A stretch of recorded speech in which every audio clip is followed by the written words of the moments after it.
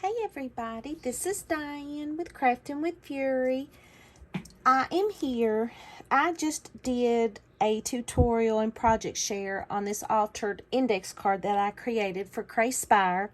And you know how at the end I kept saying, there's missing something, it's missing something, it's missing something. Well, I laid this chain out for a reason because I thought it would be pretty on this paper.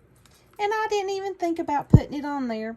So I decided to put the chain around the index card. So this is the finished project that I made for Craspire. This is the wax seal that I used, and where I used the metallic markers, and then I used, let's see, the key seal. And so yes, that's what it needed. That's what it needed to finish it off, and ding dong me could not figure it out, and I had it sitting there. Help my time.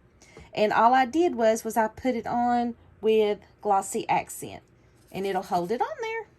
So thank you guys so very much for stopping by. I will leave the link to my tutorial on how I created this in the description box below. Thank you guys so very much. Have a blessed day. I will see you in the next video. Bye-bye.